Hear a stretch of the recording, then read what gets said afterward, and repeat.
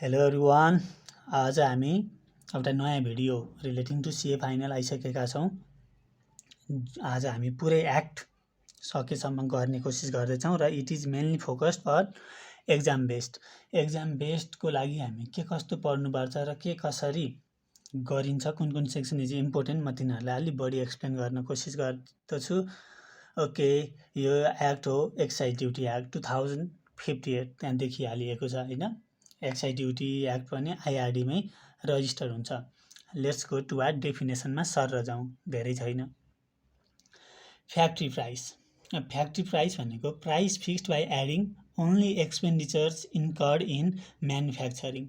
यो भनेको manufacturing cost हो जस्तो लाग्यो, त्यसैले मैले यहाँ कस्ट अफ म्यानुफ्याक्चर भनेर लेखेँ, यो आफूले बुझ्नको लागि। Or manufacturing and selling and distributing a product subject to excise duty. जुन सामान, अब एक्साइज ड्युटी नलाग्ने सामानको कस्ट त यहाँ पर्दैन भनेपछि एक्साइज ड्युटी लाग्ने सामानलाई बेच्न, डिस्ट्रिब्युट गर्न, म्यानुफ्याक्चर गर्न लागेको cost plus the profit of the enterprise, र त्यो प्रोफिट पनि जति इन्टरप्राइजले चार्ज गर्छ त्यो पर्छ। र के पर्दैन भन्दा एक्साइज ड्युटी र अरू tax chargeable on such product, यिनीहरू चाहिँ त्यहाँ नपर्ने भयो। अब पर्सन भनेको के को हो त? पर्सन भनेको पर्सन, इन्टरप्राइज, एसोसिएसन, पार्टनरसिप, यी सबै त पर्छ। अब यो याद हुने कुरा भएसम्म गर्ने, र डेफिनेसन सबै याद गरेर सकिँदैन।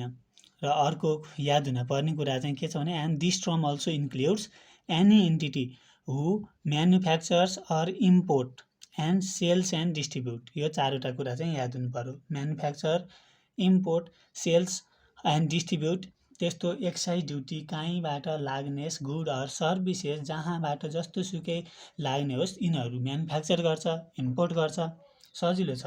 इम्पोर्ट गर्छ, म्यानुफ्याक्चर गर्ने भनेको म्यानुफ्याक्चर गर्ने भयो, इम्पोर्ट गर्ने बनाउन सक्दैन, विदेशबाट ल्याउँछ, बेच्छ, डिस्ट्रिब्युट गर्छ भने त्यो भएर तिनीहरूको ब्रान्च, सब ब्रान्च र अरू इन्टिटीहरू पनि त्यहाँ पर्ने नै भयो।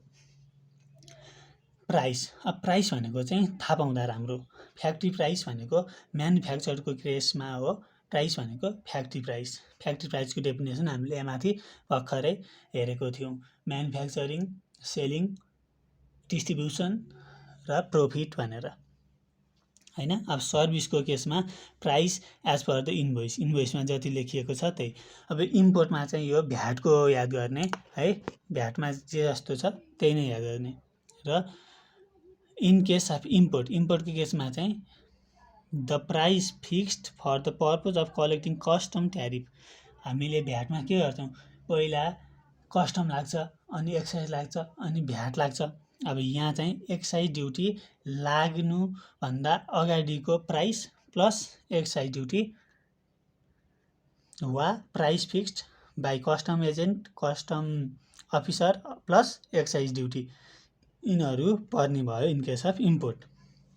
अब हामी जाउँ लिकरको नि म डेफिनेसन सर भन्छु। अब यो लामो छ है। लिकर भनेको एकचोटि भन्दा चाहिँ के भन्नु पर्यो भने, त्यस्तो अर्ग्यानिक केमिकल रियाक्सनबाट बनाइएको कुरा हो जसमा 0.5% भन्दा बढी अल्कोहल कन्टेन्ट हुन्छ। यो सबै एक्जाम्पल हो, हामी यो पढौँ। Liquor means an alcoholic substance made by an organic chemical reaction in decayed fruit or starchy material or otherwise हो। अब स्ट्राची म्याटेरियलबाट होस्, डिकेड फ्रुटबाट होस् वा अरूबाट होस् बनाइएको हुन्छ through organic chemical reaction, otherwise having more than 0.5% of alcohol content. के पर्यो त? लिकरमा रक्सी, जाँड, छ्याङ, व्हिस्की, रम, जिन, ब्रान्डी, भोड्का, बियर, वाइन, सेरी, स्याम्पेन, साइडर, पेरी, मिड, यी सबै पर्यो है।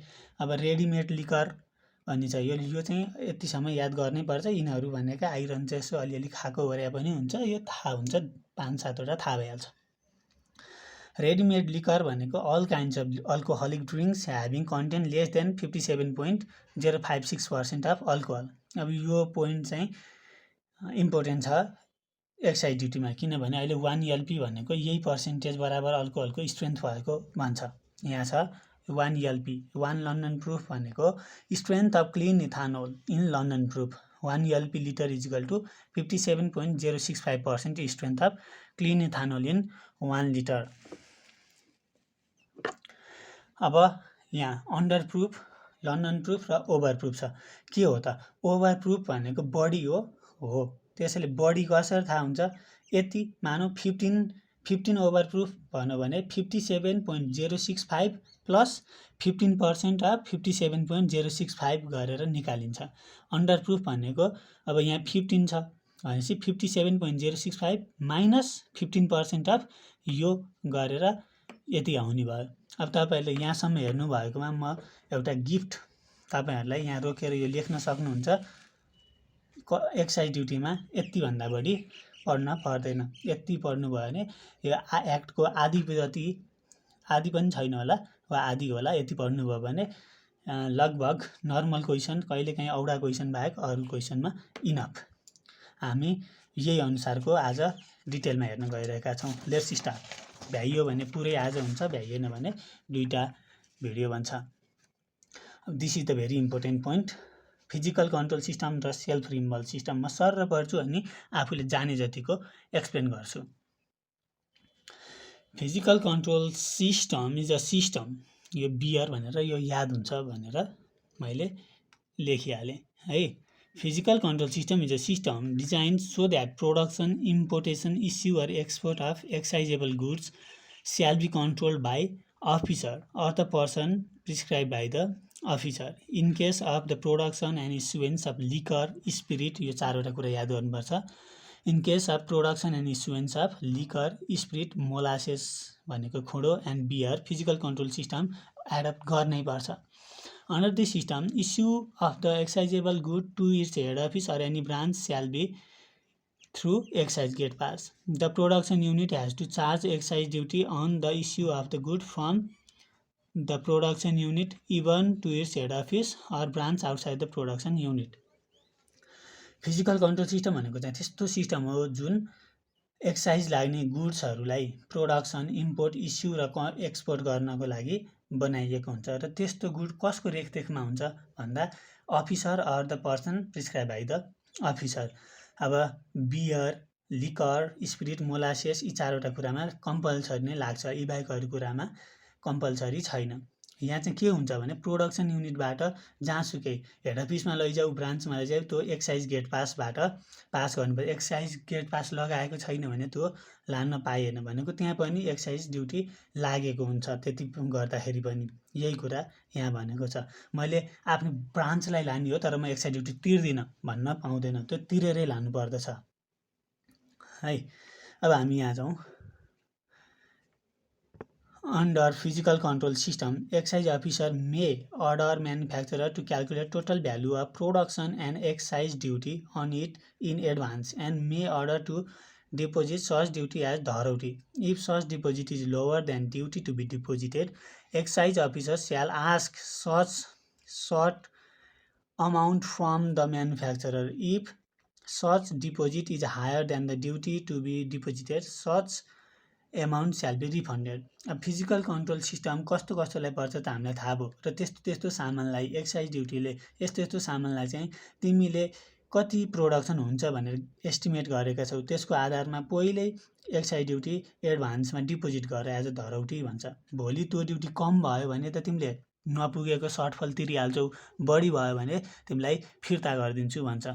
फिर्ता गर्ने नगर्ने उसको कुरो। यति कुरा फिजिकल कन्ट्रोल सिस्टम आएको बेलामा लेख्न पर्यो। अब जाउँ self removal system. Self removal system is a system design so that production एउटै हो है। Production, import, issue and export, मैले यसलाई पाई भनेर लेखेको छु, PIIE है। अब यहाँ PIE भने आई 2टा। Production, importation, issue or export of excisable good shall be control by other method than physical control system. In case of other than liquor, spirit, molasses, beer, self-rimmel system can be adopted. Under this system, the issue to its head office or branch shall not be treated as issue for excise duty purpose. अब यहाँ कुरो त्यही हो, production, import, issue र export नै गर्ने हो तर एक्साइजेबल गुडको लागि। तर फिजिकल कन्ट्रोल सिस्टम बाहेक अरू सिस्टम लाग्ने भयो। केमा लिकर, स्पिरिट, मोलासेस र बियर बाहेक अरूमा चाहिँ self removal system can be adopted, लगाउन सकिन्छ। अब यस्तो सामानहरूमा चाहिँ यस्तो सामानहरूमा चाहिँ हेड अफिसलाई ब्रान्चलाई लानुभन्दा अगाडि कस्टम ड्युटी तिर्नु पर्दैन। तर अब चुरोट, सुर्ती, खैनी, गुट्का, पान मसला भने त यहाँ परेको छैन। लिकर नि होइन, स्पिरिट नि होइन, मोलासेस नि होइन, बियर नि होइन। यस्तोमा पनि सामान लानुभन्दा अगाडि चाहिँ, सामान झिक्नुभन्दा अगाडि चाहिँ एक्साइज ड्युटी काटेर लानुपर्छ भन्ने कुरा गर्छ। यहाँ पढौँ है त। At the time of issuance of cigarette, सुर्ती, खैनी, gutka, pan masala with or without nicotine and other, यो चाहिँ मैले भनिन छु, सिमिलर टोब्याको प्रोडक्ट छ है। ट्याक्स अन सच इस्यु गर्दाखेरि डिपोजिट गरेर लानुपर्छ एन्ड डिमान्ड फर्म पनि भरेर लानुपर्दछ। अब सेक्सन 3 यो एप्लिकेसन अफ एक्साइज ड्युटी। अब एक्साइजेबल गुड कसैले ल्याउने, लाने, बेच्ने, डिस्ट्रिब्युट गर्ने गर्दैछ भने त्यसले एप्लिकेसन लिनुपर्छ, अनिखेर मात्रै त्यस्तो काम गर्न पाइन्छ। Responsibility and collection of excise duty. अब इम्पोर्ट गर्ने केस को हुन्छ? इम्पोर्ट गर्ने केसमा त कस्टम अफिसमा आउँछ भनेपछि कस्टम अफिसले गर्नु पर्यो हो। म्यानुफ्याक्चर भएको केसमा म्यानुफ्याक्चररसँग हुने भयो। सेलिङ एन्ड डिस्ट्रिब्युसन जसले गर्छ त्यसको केसमा इम्पोर्टर र डिस्ट्रिब्युटरसँग एक्साइज ड्युटी कलेक्ट गर्ने रेस्पोन्सिबिलिटी हुन्छ। यो नर्मल कुरा हो। अब थाहा पाउनुपर्ने यो इम्पोर्टेन्ट कुरा हो, input tax credit. Input tax credit section 3 को A, very important section. Excise duty paid on raw material that is used or consumed on the production of excisable good may be deducted from excise to be paid on issue of such finished good। के भन्यो त भन्दा त्यस्तो र material जुनमा excise duty तिरेको छ, त्यस्तो गुड कन्ज्युम भएको र युज भएको छ भने हो, त्यस्तो सामान त्यहाँ त्यो र मेटेरियलबाट बनेको फिनिस गुड इस्यु गर्दाखेरि, बाहिर इस्यु हामीले बेच्दाखेरि भनेको छैन है अघिदेखि, issue to years head office or branch wherever हामीलाई थाहा छैन, तर इस्यु गर्दाखेरि एक्साइज ड्युटी तिर्न पर्ने हुन्छ नि हो। त्यो तिर्न पर्नेमा र मेटेरियल युज भएको वा कन्ज्युम भएकोमा मात्रै घटाउन पाइन्छ भनेर भन्छ। तर भनेर यहाँ तर आउँछ। तर त्यस्तो सामान सेल्फ रिमुभल सिस्टममा पर्छ, माथि पढेको सेल्फ रिमुभल सिस्टममा पर्छ एक्सेप्ट टोब्याको। टोब्याको बाहेक अरू सेल्फ रिमुभल सिस्टम हो भने त्यस्तो फिनिस गुड्स यहाँ बेच्दाखेरि तिर्न पर्ने हुन्छ। यो चाहिँ अब भ्याटको जस्तै केस आउँछ। भ्याटमा किन्दा र बेच्दा हुन्छ नि self removal system except tobacco, त्यसमा चाहिँ यो लाग्छ। बेच्दाखेरि तिर्न पर्ने एक्साइज ड्युटीमा चाहिँ किन्दाखेरि तिरेको, यहाँ चाहिँ युज होइन कि किन्दाखेरि तिरेको on purchase or import of raw material घटाउनु पाइन्छ। तर अझै एउटा तर छ। तर एक्साइज ड्युटीमा चाहिँ excise duty paid on supporting raw material र प्याकिङ र मेटेरियल यस्तो घटाउन पाइँदैन। यी दुईटामा तिरेको छ भने घटाउन पाइँदैन। द्याट इज कस्टमा गयो, तिनीहरू कस्टमा जोडिनु भयो, घट्ने भएन। यो क्वेसन पनि एक्जाममा आउन सक्छ।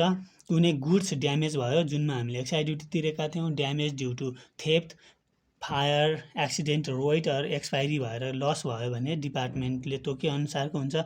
डिपार्टमेन्टले के तोकेको छ हेरौँ। The excise return to be updated up to the previous period of loss. जुन पिरियडमा लस भयो त्योभन्दा अघिसम्मको त अपडेटेड भइसकेको हुनुपर्दछ। इन सर्ड स्टकको केसमा loss to be claimed within 30 days from the reimbursement of insurance company. इन्सुरेन्सले रिम्बर्स गरेको 30 दिनभित्र हुने भयो र नन इन्सुरेन्सको चाहिँ त्यो लस भएको 30 दिनभित्र क्लेम फाइल गर्नु पर्यो। के सहित त भन्दा police report, search in minute र एप्रुभड एभिडेन्सहरू सहित 30 दिनभित्र क्लेम फाइल गर्नु पर्यो। एक्सपायरी भएको छ भने एक्सपायरी भएको 30 दिनभित्र एभिडेन्स सहित फाइल गर्नु पर्यो। अनि त्यहाँ एउटा कमिटी बनेको हुन्छ, त्यो कमिटीले दिने नदिने कति दिने भन्ने कुरा गर्छ। 3 को बी इज अल्सो इम्पोर्टेन्ट। म जति इम्पोर्टेन्ट छ त्यति मात्रै भन्छु। 3 को ख, एक्साइज ड्युटी के कस्तोमा लाग्दैन त? Excise duty not to be levied. No excise duty shall be charge under the following situations. यहाँ लेखिएको छ एक्सपोर्टमा लाग्दैन, ड्युटी फ्री सप्लाई बेचेको लाग्दैन, तर ड्युटी फ्री सप्लाई अल्कोहल र सिगरेट बाहेक अरू बेचेको छ भन्ने मात्रै लाग्दैन। बोन्डेड वेयर हाउस जसले आफूले ल्याउँछ र बेच्छ यस्तोलाई लाग्दैन। पढी हेरौँ। No excise duty shall be charge on such good or service that are exported outside Nepal भनेको एक्सपोर्टमा कस्टम एक्साइज ड्युटी लागेन, एक्सपोर्टमा एक्साइज ड्युटी लागेन है। Or supply to duty free shop, duty free सपलाई बेचेको पनि त एक्सपोर्ट जस्तै मानिन्छ, त्यसैले ड्युटी फ्री सपलाई बेचेको पनि मानिँदैन, पाइँदैन एक्साइज ड्युटी काट्न। तर अल्कोहल र सिगरेट बाहेक अरू हुनुपर्छ, अल्कोहल र सिगरेट बाहेक अरू हुनु पर्दछ। No excise duty shall be charge on cigarette or alcohol to be sold by approve bonded warehouse. तर अल्कोहल सिगरेट हो यिनीहरू एप्रुभ बोन्डेड वेयरहाउसले डिप्लोमेटिक ड्युटी एजेम्सन अर त्यस्तो पर्सन वा recommended by ministry of foreign अफेयरले बेचे हुन्छ, त्यस्तोमा कस्टम एक्साइज ड्युटी लाग्ने भएन। अनि यो भ्याटकै कुरा हो, त्यसको क्वालिटी नमिट नभएर वा केही कारणले रिइम्पोर्ट गरियो बेचेको सामान, यो सामानलाई 3 महिनाभित्र बनाएर फेरि एक्सपोर्ट गरिन्छ भने यसमा डिपोजिट राखेको हुन्छ, डिपोजिट फिर्ता हुन्छ, सक्यो। अब यहाँ जाउँ, मैले एक्जाम पर्पजको लागि मात्रै भनिरहेको छु। So let's move toward here. Refund of excise duty, excise duty refund, अब यो पनि एक्जाममा आउन सक्ने पोइन्ट भयो। In case application may be given to excise duty for refund of excise duty that could not be set off. In case claim for refund appears to be reasonable upon examination and verification of application for refund of excise duty, the excise officer shall have to refund within 60 days from the date of the claim. अब application दियो, हे मैले त बढी पैसा तिरेको रहेछु, हेर्नु न मेरो त सेट अफ नै हुन सकेन, त्यही भएर मलाई फिर्ता गरिदिनु न भनेर एप्लिकेसन दियो भने अफिसरले एक्जामाइन गर्छ, रिजनेबल छ कि छैन भेरिफाई गर्छ, छ भने एक्साइज अफिसरले 60 दिनभित्र रिफन्ड गर्नु पर्दछ। तर रिफन्ड गर्नमा यहाँ दुईटा कन्डिसन फुलफिल गरेको हुनुपर्छ, they are important for exam purpose. In order to claim for refund, value addition shall be at least by 15% on export of tobacco content good, alcohol content good, pan masala. Tobacco content र alcohol content गुडमा उता भ्याटमा के थियो, भ्याटमा 10% थियो हो Edison हुनुपर्ने, अब यहाँ छ 15% भ्यालु एडिसन भएको हुनुपर्दछ। र no refund shall be made in case claim for refund is not made within 1 year from the expiry of time limit to file excise return or in a situation when value added hasn't been done. भ्याटमा चाहिँ 3 वर्ष छ, यहाँ चाहिँ त्यो return file गर्न पर्ने दिनको 1 वर्षभित्र एप्लिकेसन फाइल गरेको छैन भने रिफन्ड हुँदैन भनेर भन्छ है त। दुईवटा कुरो याद गर्नु पर्यो, 1 वर्षभित्र एप्लिकेसन फाइल गर्नु पर्यो र भ्यालु एडिसन टोब्याको र अल्कोहल प्रोडक्टमा 15% एटलिस्ट हुनु पर्यो। अब अरूमा के त भनेर सोध्नुहुन्छ भने अरूमा मलाई नसोध्नु, अरूमा भनेको छैन। अब collection of excise duty section 4, excise duty shall be recovered as follows on the good or service subject to excise duty as per this act. Physical control system छ भने एट द टाइम कतिखेर हामीले physical control सिस्टमको भनेको छौँ, जतिखेर ऊ issue हुन्छ त्यतिखेर हो, जतिखेर सामान इस्यु हुन्छ त्यतिखेर। सेल्फ रिमुभलकोमा at the time of sales हो, इम्पोर्टको केसमा कस्टम पोइन्टमा भयो, सर्भिसको केसमा डिपार्टमेन्टले तोकेकोमा भयो। यो एकचोटि भन्दा भएन भने ब्याक गरी दोहोऱ्याइ तेह्राइ हेर्दा हुन्छ।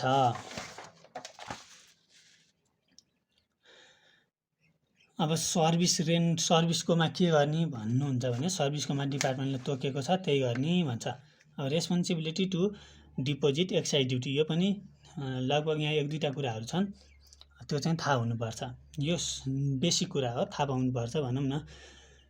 कसको रेस्पोन्सिबिलिटी हुन्छ त भन्दा नेपालमा सामान बनाएको छन् जसले बनाउँछ उसैसँग रेस्पोन्सिबिलिटी हुन्छ। इम्पोर्ट गरेको छ भने जसको नाम त्यो बिल अफ ल्याडिङमा हुन्छ त्यसैसँग रेस्पोन्सिबिलिटी हुन्छ। यदि कुनै पर्सनले अक्सन एक्सेप्ट गर्छ, कसैले त्यो बेचेको सामान अक्सनको सामान किन्छ भने जसले अक्सनको सामान किन्छ उसैले एक्साइज ड्युटी तिर्न पर्ने हुन्छ हो। ड्युटी फ्री सपबाट किनेको सामान अघि हामीले भनेको थियौँ ड्युटी फ्री सपबाट किन्न मिल्छ। यो सामान अरू कसैलाई बेचिदियो हो वा अरू केही पर्पजको लागि युज गर्यो भने त्यस्तो पर्सन जसले यो रिसेलिङ गरो रियुजिङ गरो उसले तिर्न पर्ने हुन्छ। अब हिजोसम्म एक्साइजेबल थिएन यो सामान, आज एक्साइजेबल भयो। आज जोसँग ओनरसिप छ उसैले तिर्न पर्दछ। यी बाहेक अरू डिपार्टमेन्टले तोकेको हुन्छ। टाइम टु डिपोजिट यो पनि लगभग भ्याटकै जस्तो कुरा हो एउटा केसमा। र फिजिकल कन्ट्रोल सिस्टममा चाहिँ when such goods are issued भनेको छ। कहिले डिपोजिट गर्ने त physical control system when such goods are issued. Physical control सिस्टमको काट्ने ओर्ने तिर्ने सबै at the time of issue भनेर हामीले हेरिहाल्यौँ। In case of goods or service self renewal सिस्टमको केसमा यी भ्याटको जस्तै 25 दिनभित्र हो, महिना सकेको 25 दिनभित्र वा अर्को महिना सुरु भएको 25 दिनभित्र गर्न पर्यो। इम्पोर्टको केसमा कस्टम ड्युटीमा जतिखेर छिरेछ त्यतिखेरै तिर्नु पर्यो at the time of entering into Nepal. सर्भिसको केसमा तोकिएको हुन्छ, यो एउटा पेनाल्टी छ, यसको हिसाब पनि छ। यदि ड्युटी समयमा तिरिएन भने 0.05% per day on the excise duty payable तिर्नुपर्छ। 0.05% per day on the excise duty कति तिर्ने? डेली बेसिसमा लाग्छ 0.05% पर डे लाग्दछ है त। अब एजेम्सन अफ एक्साइज ड्युटी यो भ्याटमा पनि छ, कस्टममा पनि छ। म सर एकचोटि पढ्छु, एकचोटि पढ्दा बुझिन्छ पनि। Excise duty shall be exempted on import of good by the person or entity having diplomatic facility on recommendation of ministry of foreign affair. Ministry of foreign अफेयरले तोकिदिएको डिप्लोमेटिक फेसिलिटी पाएको व्यक्तिले इम्पोर्ट गर्दाखेरि यो एक्साइज ड्युटी लाग्ने भएन। अब बाँकी रहेका सजिला छन्, लजिकल कुराहरू छन्। यदि कुनै भेहिकल जुन 10 वर्षभन्दा बढी भएको छैन हो, किनेको 10 वर्षभन्दा प्रोडक्सन भएको 10 वर्षभन्दा बढी भएको छैन, त्यस्तो कुनै फरेन मिसनले डोनरले डिप्लोमेटिक फेसिलिटी वा ड्युटी फेसिलिटी वा कुनै प्रोजेक्ट अनुसार उसले नेपालमा ल्याएको थियो हो, प्रोडक्सन भएको 10 वर्ष कटेको छैन र त्यस्तो भेहिकल उसले converting into government number plate, म गभर्मेन्ट नम्बर प्लेट सरकारलाई दिन्छु, म फ्रीमा दिन्छु। इन ट्रान्सफरिङ त्यस्तो मोटर भेहिकल जुन 10 वर्ष भएको छैन हो, जुन उता प्रोजेक्टको नाममा ल्याएको थियो फुल अर पार्सियल ड्युटी, त्यो प्रोजेक्ट सकिसकेपछि, यहाँ चाहिँ प्रोजेक्ट सकिएसीको कुरो थिएन, यहाँ डोनरले डिप्लोमेटिक ड्युटी फेसिलिटीको थियो, यहाँ चाहिँ प्रोजेक्टले ल्याएको थियो। प्रोजेक्ट सकिसकेपछि म लोकल बडीलाई दिन्छु, म कम्युनिटी स्कुललाई दिन्छु, म कम्युनिटी हस्पिटललाई दिन्छु, म गभर्मेन्ट इन्टिटीलाई दिन्छु, म फ्रीमा दिन्छु भन्यो भने मिनिस्ट्री अफ फरेन अफेयरको एप्रुभल लिएर दिँदाखेरि यस्तोमा एक्साइज ड्युटी लाग्ने भएन। फ्रीमा गाडी पाए त म पनि एक्साइज ड्युटीहरू केही लिन्न थिएँ होइन, त्यस्तै कुरा हो। अब यहाँ कुनै डिप्लोमेटिक मिसन प्रोजेक्ट वा कुनै गभर्मेन्ट नन गभर्मेन्ट इन्टिटीले 15 वर्षभन्दा बढी आयु भएको भेहिकल स्क्रैप गर्न खोजेर यसको रजिस्ट्रेसन क्यान्सल गर्न चाह्यो भने मिनिस्ट्री अफ फाइनान्सले एक्साइज ड्युटी नलिकन यस्तो गर्न एप्रुभल दिन सक्छ। अब कुनै व्यक्तिले एउटा भेहिकल ल्याएको थियो पार्सियल कस्टम ड्युटी एजेम्सनमा पर्सनल रिजनको लागि हो, पर्सनल युजको लागि। अब केहीबाट उसले पाउने भएर फेसिलिटी युज गरे होला, त्यो गर्यो र ऊ मर्यो। ऊ मरेको हुनाले उसको स्पाउसको नाममा त्यस्तो भेहिकल ट्रान्सफर हुँदाखेरि यस्तो एक्साइज ड्युटी लाग्ने भएन। युएनको रिक्वेस्टमा Nepal army, Nepal police, arm police force जसले पिस इस्ट्याब्लिस गर्नको लागि जाँदैछन् र तिनीहरूले आर्म्ड पर्सनल क्यारियर, हात हतियार, गाडी, इक्विपमेन्टहरू केही लाँदैछन् र त्यो सामानहरू नेपाल फिर्ता ल्याउने गरी ल्याउँछन् भने त्यस्तो कुरामा पनि एक्साइज ड्युटी लाग्दैन। र एउटा कुरा छ, एक्साइज ड्युटी त्यस्तो इन्डस्ट्रीलाई लाग्दैन जसले 90% or more than 90% of the local scrap use गरे हुन्छ त्यो प्रोडक्सनमा, त्यो बनाएको सामानमा 90 वा 90भन्दा बढी स्क्रैप मटेरियलबाट युज भएको हुन्छ भने एक्साइज ड्युटी लाग्दैन। अब यो कन्ट्रोल अन सेल इम्पोर्टेन्ट छैन, तर पनि भन्छु control on sale and distribution. अब होटेलहरू बाहेक अरू कसैले त्यसरी लिकर र अरू सामानहरू सँगै बेच्छ भने सेपरेट काउन्टर बनाएर राख्नुपर्छ, सँगै एकै ठाउँमा राख्नुहुन्न, अलिकति छुट्टिने गरी राख्नुपर्छ भन्छ। This is important one. Provision relating to gift and cash discount.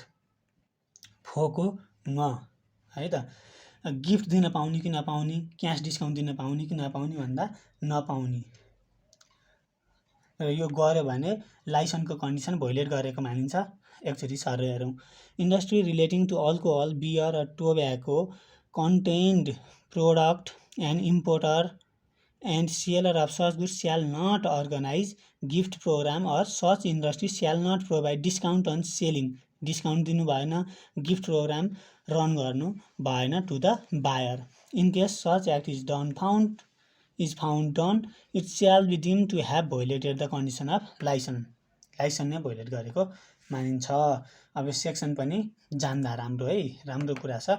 Price assessment of the good or service subject to excise duty. Excise duty लाग्ने गुडको प्राइस एसेसमेन्ट कसरी हुन्छ त भन्ने कुरा छ। Where excise duty is chargeable on the basis of price of good or service to be produced in Nepal, excise duty shall be charged on the basis of following. नेपालमा बनेको छ भने फ्याक्ट्री प्राइस हैन, नेपालमै बनेको छ भने सर्भिसको केसमा selling price of service at the time of selling it, अरूको केसमा डिपार्टमेन्टले तोकेको। For the goods that are to be imported in Nepal, excise duty shall be charged on the price fixed by adding custom duty on the price on the product to be fixed on the product to the price fixed for the purpose of collecting custom duty. Price plus custom duty है। Custom duty कतिमा लाग्छ त्यति price plus custom duty. हामीले यो उता भ्याटमा पनि practice गरिहालेका हुन्छौँ। होइन भने मिल्यो भने सर र एक दुईवटा हिसाब गरेर म पछि हालौँला। एक्साइज ड्युटी सर्भिसमा के हो त भन्दा सर्भिसको by fixing price as per the invoice.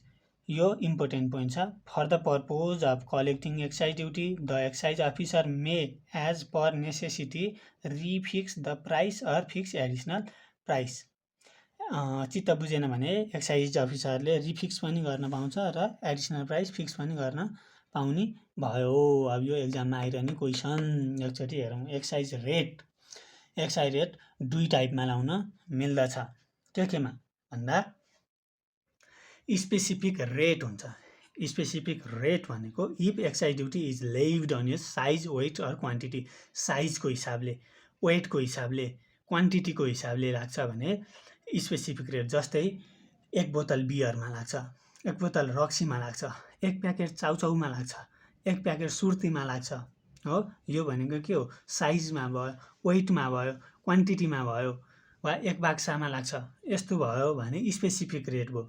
अर्को एड भ्यालोरम भनेको यो चाहिँ प्राइसको बेसिसमा लाग्छ भने, जस्तै गाडी हैन, सबैभन्दा सजिलो।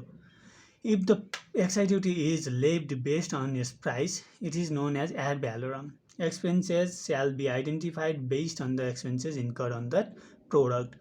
This includes consumption of raw material, overhead expenses, and normal loss. Price of excise duty means the cost of producer without including his profit. है, प्राइस फर एक्साइज ड्युटी भनेको चाहिँ यहाँ चाहिँ प्रोड्युसरको प्रोफिट बाहेक अरूको कस्ट भन्छ। एक्जाम्पलको लागि भेहिकलमा लाग्छ एड भ्यालोरम, पेन्टमा लाग्छ, प्लास्टिक आइटममा लाग्छ, मार्बलमा लाग्ने भयो। यो चाहिँ याद गर्न पर्छ,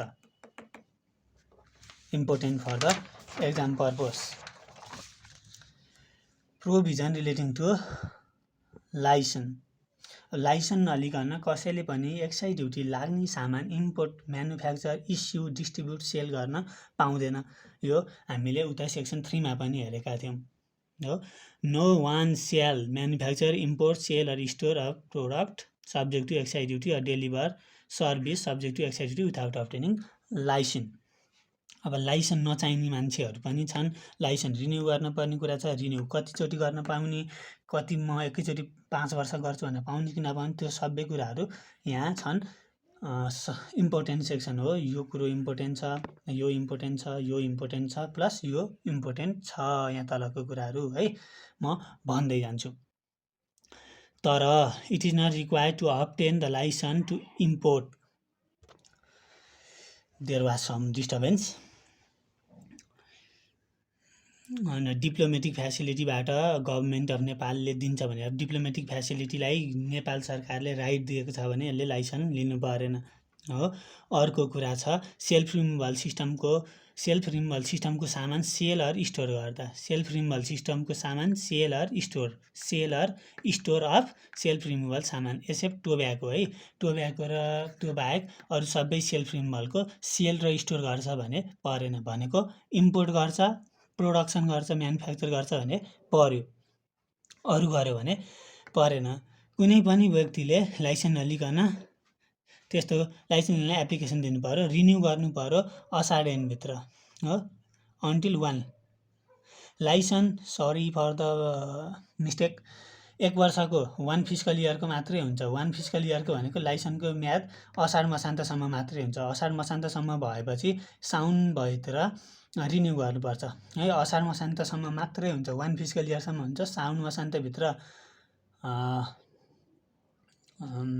रिन्यू गर्नु पर्यो। गरेन भने अर्को 3 महिनाभित्र गर्छ भने 25% फाइन, अर्को 3 महिनाभित्र गर्छ भने 50% फाइन, अर्को 3 महिनाभित्र गर्छ भने 75% फाइन र बाँकी रह्यो 2 महिना। किन 1 महिना त यहाँ भइसक्यो, त्यही भएर 3, 6, 9, 10, 11 यसले यो भएन। अर्को लास्ट 2 महिनामा गर्छ भने 100% अफ द लाइसेन्स फी जति तिर्नुपर्छ त्यसको 100% फाइन लाग्ने भयो। हेर्नु 25, 50, 75, 100 है। एकैचोटिमा 3 वर्षसम्मको फिस्कल इयरको म रिन्यू गर्छु भन्न पायो।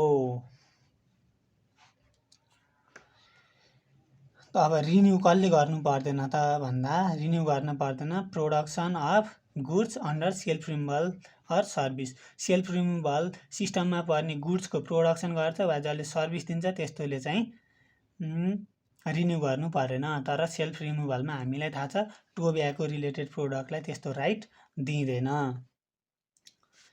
इम्पोर्टेन्ट थियो, हामीले पढौँ पनि। अब यहाँ जाउँ, सस्पेन्सन अफ लाइसेन्स। मलाई केही काम परेर मैले त्यस्तो काम नगर्ने भएँ वा केही समयको लागि मलाई सस्पेन्ड गर्न पर्ने भयो भने holder gives of carrying on transaction मैले एप्लिकेसन दिन्छु।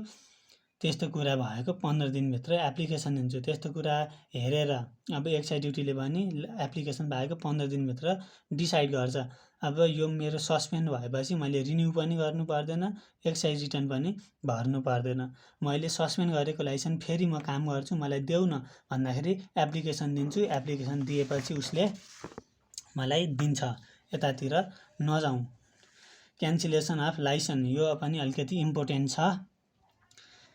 कन्डिसनहरू के छ त लाइसेन्स क्यान्सल गर्ने हेरौँ त। If the terms and restriction specified in the लाइसेन्समा टर्म एन्ड कन्डिसन भनेको भोइलेट गर्छ भने, पब्लिक इन्ट्रेस्टको अगेन्स्टमा हुन्छ जस्तो लाग्छ भने हो, एक्साइज ड्युटी नै तिर्दैन, रिन्यू पनि गर्दैन, कम्पनी नै बन्द गर्यो वा एप्लिकेसन फर क्यान्सलेसन गर्न एप्लिकेसन दियो, licence holder wine shop business नै उसले छोड्या छ, रिन्यू नि गर्दैन, पैसा नि तिर्दैन, पब्लिक वेलफेयरको अगेन्स्टमा छ, term and condition given in the licence meet गर्दैन भने। अब effect of cancellation, licence cancellation गर्यो रिन्यू नगरिकन वा आइआरडीले क्यान्सल गर्यो भने के हुन्छ त भन्दा, त्यहाँ जति स्टक राखिएको छ नि त्यो स्टकमा एक्साइज ड्युटी तिर्नु पर्दछ।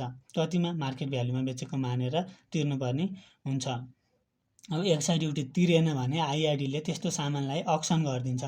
अक्सन गरेर ल भाइ यति हो एक्साइज ड्युटी, बाँकी रहेको पैसा तँलाई भनेर उसले दिने भयो।